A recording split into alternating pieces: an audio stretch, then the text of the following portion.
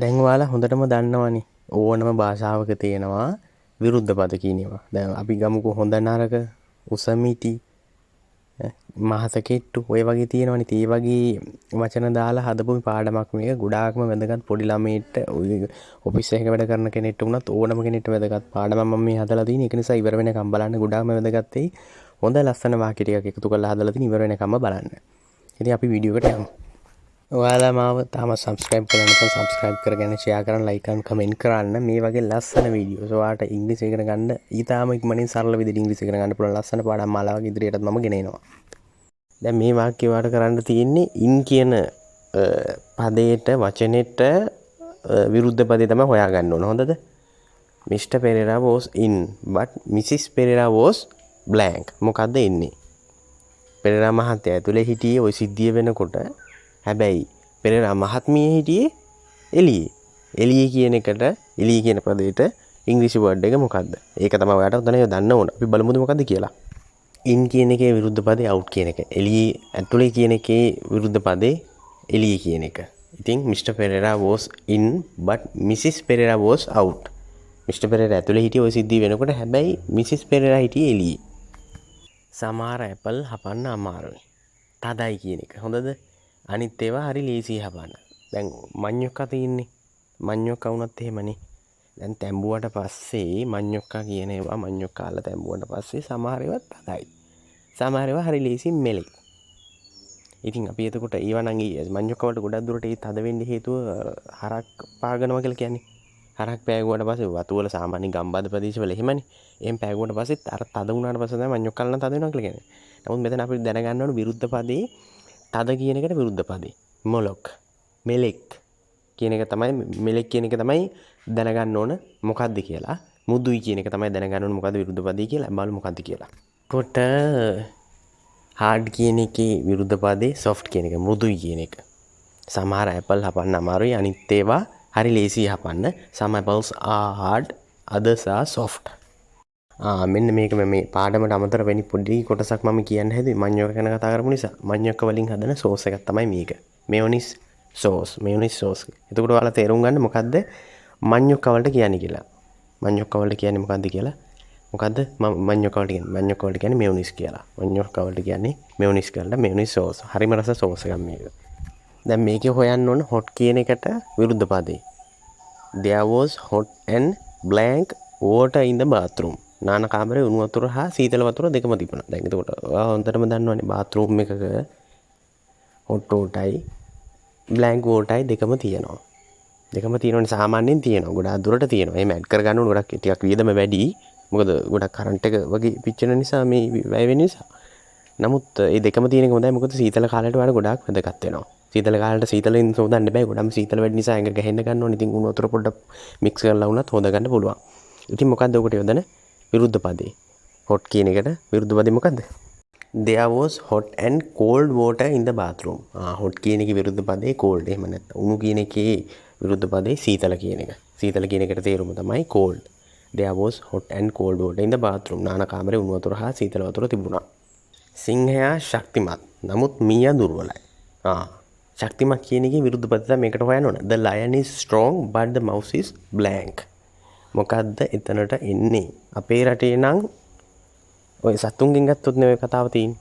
අපේ රටේ ගත්තොත් නම් ශක්තිමත් වෙලා ඉන්නේ හොරකම් කරන අය, කුඩු ගෙන්නන අය, ඒ වගේ අයනේ. ශක්තිමත් වෙලා ඉන්න උගත් මිනිස්සු. මොකද්ද එතකොට ශක්තිමත් කියන එකේ විරුද්ධ පදේ? The lion is strong but the mouse is weak. weak කියන්නේ දුර්වලයි. ශක්තිමත් කියන එකේ විරුද්ධ පදේ දුර්වලයි කියන එක. Some horses are wild and some are මොකද හිස් තැනට එන්නේ? සමහර අශ්වයන් වල්ය සහ සමහර හීලෑය. වල් කියලා උතන වල් කියලා අදහස් කරන්නේ අර දරුණුයි කියන එක. දැන් ඔය හිතන්නකෝ අර වල්ලලි කියලා කියන්නේ හීලෑ වෙච්ච අලිත් ඉන්නවා වල්ලලිත් ඉන්නවා. ඒ වගේ දෙයක් තමයි මෙතන අදහස් කරන්නේ. හීලෑ කියන වචනේ තමයි උදන්ට එන්න ඕනේ. හීලෑ කියන වචනේ ඉංග්‍රීසි වර්ඩ් එක මොකද්ද? පුළුවන් නම් මතක් කරලා කියන්න බලන්න. මෙතනට එන්න ඕන හරි වචනේ tame. හීලෑ කියන්නේ tame කියන වචනේ. Some horses are wild and some are tame. සමහර අශ්වයන් වල්ය, සමහර අශ්වයන් හීලෑය. tame. The shop is open on Saturday and on Sunday. Is තැනක් on Sunday. සාප්පුව සෙනසුරාදා විවෘතයි සහ ඉරිදා වසා ඇත. එතකොට ඕපන් කියන එකේ විරුද්ධ පදේ තමයි උතන හිස් තැනට එන්නේ. ඕපන් කියන එකේ විරුද්ධ පදේ තමයි උතන හිස් තැනට දාන්න ඕනේ. ඕපන් කියන එකේ විරුද්ධ පදේ ක්ලෝස් කියන එක. එතකොට එතනට එන උත්තරේ තමයි the shop is open on Saturday and close on Sunday.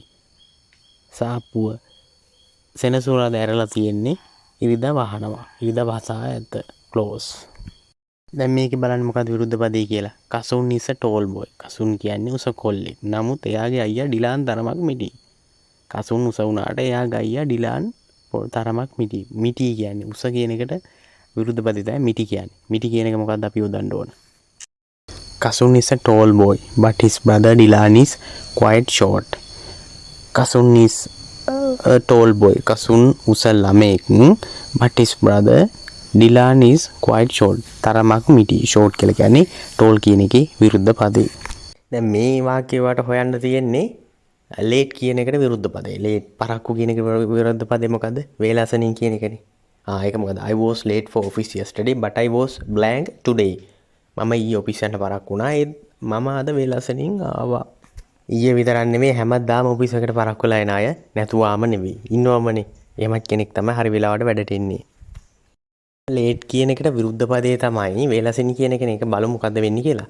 I was late for office yesterday. මම ඊයේ ඔෆිස් යන්න පරක්කු වුණා but I was early today. early වේලාසනින්. early කියන්නේ වේලාසනින්. කියන්නේ late කියන එක විරුද්ධ පදේ තමයි early. එහෙම නැත්නම් වේලාසනින්. හොඳ කියන එකේ විරුද්ධ පදේ නරකනේ. ඉතින් we had a blank day out even though the weather was bad. කාලගුණය අයහපත් වුවද අපිට හොඳ දවසක් ගත වී. මොකද්ද ඒකට එන්නේ? අපිට විනෝද ගමනක් day out එකක් අපිට විනෝද වෙන්න දවසක් තිබ්බොත් අපි වැස්ස අවුව වැස්ස බලන්නේ නැහනේ. අනිවාර්යෙන්ම යනවනේ. ඉතින් මෙතන තියෙන්නේ කාලගුණය අයහපත්. නමුත් හොඳ දවසක් ගත කළා කියන එක. අපි මොකද්ද හොඳ? හොඳ කියන එක මොකද්ද? ඉංග්‍රීසි වර්ඩ් එක. We had a good day out even though the weather was bad. කාලගුණය යහපත් වුවද අපි හොඳ day out එකක් එහෙම නැත්නම් හොඳ විනෝද ගමනක් ගත කළා. day out එක කියලා කියන්නේ සාමාන්‍යයෙන් අපි එළියට යනවනේ. අන්න ඒක තමයි day out එක කියලා කියන්නේ. bad එකේ විරුද්ධ පදේ එතකොට good. bad එකේ විරුද්ධ පදේ good. එහෙම නැත්නම් හොඳ.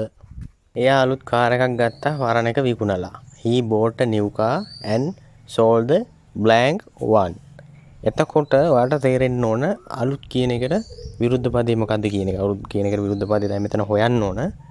මොකද්ද අලුත් කියන එකට විරුද්ධ පදේ? ඒක ඔයාලට ප්‍රශ්නයක් විදිහට මම ඉදිරිපත් කරනවා වීඩියෝ එකේ අවසානයේ නිසා මොකද්ද මේ දෙන්න ඕන පදය වචනය මොකද්ද කියලා ඔයා සඳහන් කරන්න ඕන කමෙන්ට් බොක්ස් එකේ. මේකට තව පොඩි ඉඟියක් දෙන්නම්කෝ මම. අලුත් කියන එකට විරුද්ධ පදේ නෙවෙයි මෙතනට සඳහන් කරන්න ඕන. ඔයා දෙන්න ඕන. ඔයා දන්නවද ඔයාගේ වයස කෙනෙක්ගෙන් ඔයා කෙනෙක්ගේ වයස අහනවනේ. how blank are you කියලා අහනවා. අන්නේ වාදේ තමයි උතන්ට එන්න ඕන. ඒකත් ඔන්න ගොඩක්ම ලේසි කරලා උතනින් හරියට මම ලේසි කරන්න යන්නේ නැහැ. ඉතින් මේ වීඩියෝ එක මේ වගේම අවසන් වෙනවා. ඔයා ඒකට උත්තරේ වචනය ඔයා කමෙන්ට් බොක්ස් එකේ සඳහන් කරන්න. ඔයාලට බොහොම ස්තුතියි.